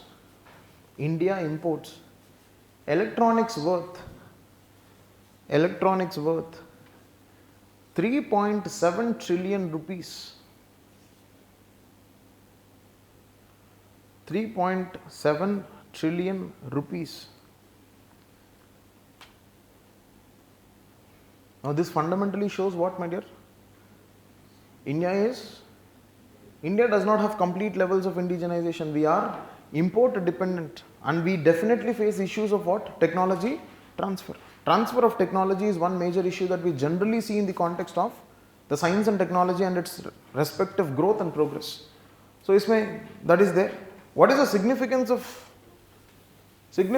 indigenization? One definite aspect is what? National security. Group create చేస్తుంటే కొంతమంది add అవ్వట్లేదు. వాళ్ళు ఏదైనా privacy settings పెట్టుకున్నారు. One is national security. The second significance that I see is reduces the import dependence. The third dimension that I see is technological upgradation. Technological upgradations are definitely ensured because of the indigenization process. The fourth, we talk about cost effective technologies. What is the classic example of cost effective? Mangalyaan space, right? Cost effective launches, cost effective technologies are there. Next, it promotes employment opportunities, right? It promotes employment opportunities. For example, for the growth of science and technology of India, we have created over 15 lakh employees. For the growth of science and technology in India, we have created over 15 lakh employees. That means it becomes what, my dear? Employment generation becomes part and parcel of indigenization process, right? Then apart from that, I can also talk about it promotes the research potential of the country. It promotes the research potential of the country, because what is happening in the context of research potential of the country, we see over a period of time. Now, for example, we started with PSLV, right? From there, now we are aiming towards what, my dear? Gaganyaan. Now, in that context, look at the trajectory of this and how did this happen? Fundamentally, indigenization gives you a level of confidence for the progress in the technology, for the progress in the applications, for diversification of the applications, and for the sophistication of applications. So, this fundamentally happens in this context. So, that is the significance, right? Challenges of indigenization we have already discussed here, right? All of those are very, very common for this, right? What is the way forward? The way forward is opposite of challenges. Lower budget, higher budget. जो भी हमने measures discuss किया है ना इधर, same dimension, right? Now please understand why am I telling you all of this is, do not have multiplicity of content to remember. Have some common content which is to be remembered. Now examiner will definitely not come and verify your notes. Will he verify whether this fellow has written separately for indigenization, separately for innovation? And if he did not write separately for innovation and indigenization, then I will cut 2 marks. Will he say? No. Right? Already, how much you remember, my dear? Right? Now you people, when you go and speak to your friends who are working in software and all, they think you are dictionary, you are moving library.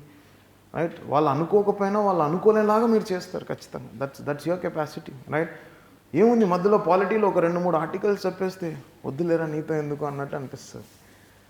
So have this common content to be remembered. Otherwise, multiplicity becomes a problem. Rather than that, I would remember more of data. It's easy, right? So this is with respect to indigenization process. Now, one small extended topic that I am supposed to discuss today. Now, before I discuss that particular topic, I'll have to give few instructions, right? Now, we are going to have a Telegram group which is to be created. Now, for some of you, you maintain privacy settings in Telegram, right? If you maintain privacy settings in Telegram, it is difficult for us to create a Telegram group, and it is very, very difficult for us to communicate. కొంతమందికి WhatsApp ఉండదు, కొంతమందికి Telegram ఉండదు, జీమెయిల్లో group create చేయొచ్చా? మీరేమన్నా technology చెప్తే, sir you're teaching science and technology, please find out a technology to create group, right?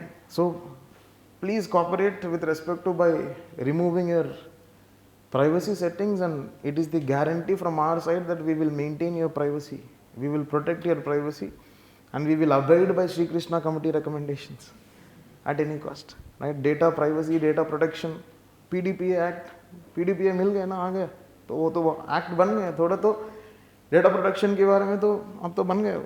We'll have to discuss those dimensions. Right, so that is one small instruction. Because what is the utility of that group is we are going to post our everyday PDFs in that. Right, and I will tell my dear. నేను ఏదో చెప్తున్నాను అక్కడ ఏదో అడుగుతున్నాను. Sir, can you please tell the conclusion for indigenization? How will you conclude indigenization? I can understand excitement. And I can understand that. Don't you think that you're getting a feeling that you're learning so much? అవునా రావట్లేదా అంటే కొంతమంది intelligence ఉండొచ్చు అది I agree, right? Some people will have a lot of apprehensions to accept that they're learning. Happy, fine, not an issue. What is the conclusion for indigenization? Are Atmanirbhar Bharat? Yes or no? Right? Amrit Kal. For me to envisage the objectives of 2047 Amrit Kal, I need efficient forms of self-reliance and thoda to Modi ji ko lao. Yes or no? And by the time we write our mains examination, the election results will be out. And we don't know what is the aspect. So, but at least these are some punchlines, and I think these are some secular dimensions which are there. So talk about Atmanirbhar Bharat, or talk about self-reliance, or talk about this, or if not that, I can suggest, write down, a conclusion likh lo. Self-reliance review committee. Self-reliance review committee నేను చెప్పే దాంట్లో మధ్యలో ఆపేసి ఇవి చెప్పాల్సి వస్తుంది కానీ self Reliance review committee మిమ్మల్ని డిసప్పాయింట్ చేయడం ఎందుకు దాని తర్వాత నేను మాట్లాడతాను it emphasised self Reliance review committee it emphasised on significance of indigenisation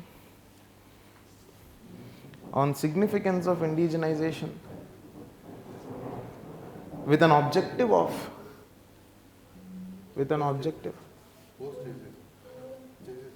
అందరు యాడ్ అయ్యారు 37 మెంబర్స్ యాడ్ అయ్యారు మిగతా వాళ్ళది వాళ్ళ సెట్టింగ్స్ తీసేస్తే with an objective of increasing the level of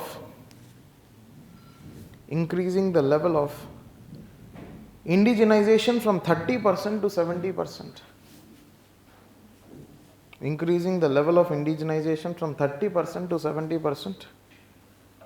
This committee was chaired by APJ Abdul Kalam, right? Sir Abdul Kalam was the chairperson of this particular committee. Is this clear? Okay, so you can conclude with this, or if not this, any of those things which I just told, Amrit Kal, Atmanirbhar, self-reliance, right? Don't you think COVID-19 fundamentally gave you a opportunity, and it also was a testing period for us to look into the levels of indigenization? And I think the ways of managing COVID-19 was majorly with respect to indigenized technology of vaccine developments.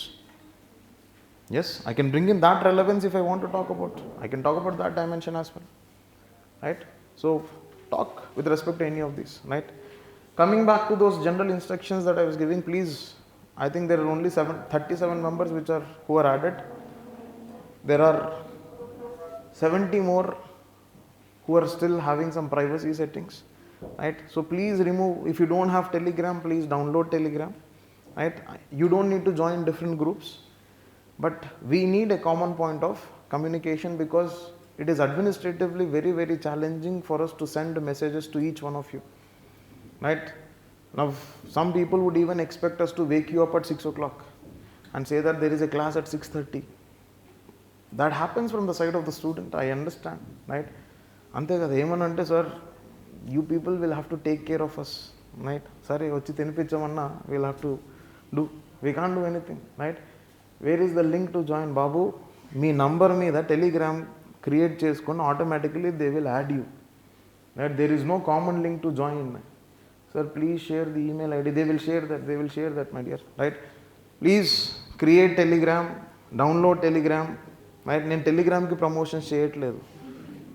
Pure objective of having a common point of communication. Now, when I want to post some value addition notes, right, which I'll keep posting in middle, for which I need a common point, and don't expect me to individually send, right? To save all of your contacts and individually send to your numbers, it's tough on our part, right? So I think the online, offline, जो भी है, जो भी देख रहा है, जो भी नहीं देख रहा है, whoever is going to see me, whoever is going to watch my performance, right? Download Telegram, we will add to the group and we will commonly communicate, right? I don't think today we will be able to have the answer writing session because of this basic aspect, but tomorrow we will definitely resume that, right? Tomorrow please bear with the inconvenience on the first day. I think a lot of administrative setups goes on in this, right?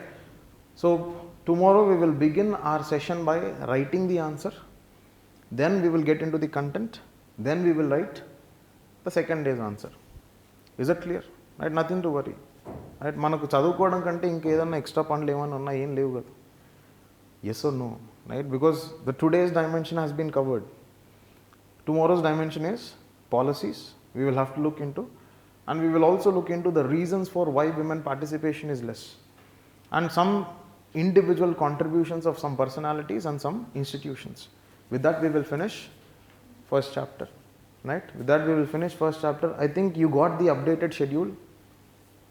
వచ్చిందా రాలేదా? అది కూడా గ్రూప్లోకి వస్తుంది, right? మేము ఇవన్నీ మీకు పంపించాలి అంటే we will have to, sir we have given different number in Google form but Telegram number is different. My dear, please if you can message that same number to the office number, maybe they would look into it, right? I think that is one way that we can get into it. Otherwise, right? Otherwise it is difficult, right?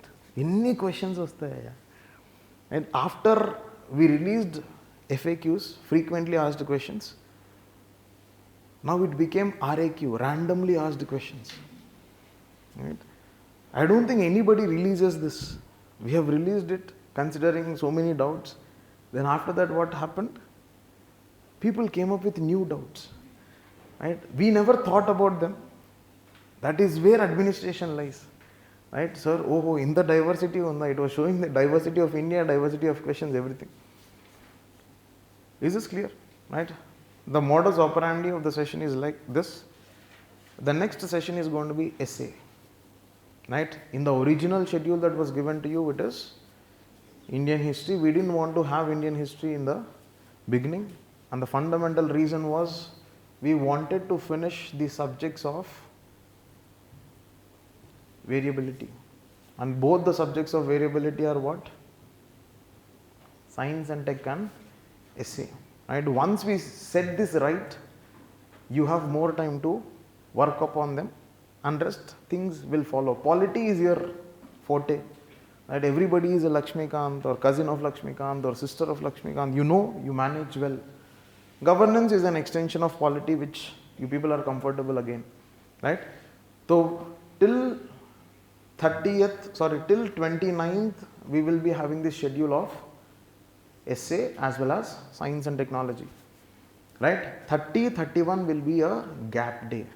Why did we give 30, 31 for a gap day? Consolidation of this. Why? Because these are the subjects of variability. These are the subjects of variability, so there is a gap of 30, 31. Consolidate such that from first again you are going to start polity, governance, right? Polity, governance will go on parallelly. Then again you would have immediately catching up with history and ethics, right? You would start with Indian history, then it will be followed by AP history, then it will be followed by geography, right? Geography along with economy will be starting. So if you observe, section C of one paper, when it is ending, section A of one more paper is going to start, such that we have overlapping of content. We have it being finished in 40 days. We are finishing whole of it by 30th June. The deadline will not change. It's only the rearrangement of subjects which has happened, right? Otherwise the deadlines will not change. Okay. Any other doubts that you have? Is this nature fine? Shall we continue in the similar manner or anything that you want to add upon? Right? Tomorrow you would see the way we approach answers as well. Right?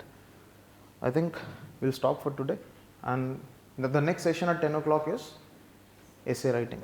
Right? The session is at 10 o'clock. Right? Prashantanga elli, have your breakfast. Right? Don't have so much that you will come and sleep. Right? Kada. So have your breakfast and come back and settle down for essay. Essay will be handled by Shilpa ma'am. Right? Essay and ethics will be handled by Shilpa ma'am. Right? So make good use of the session. Thank you.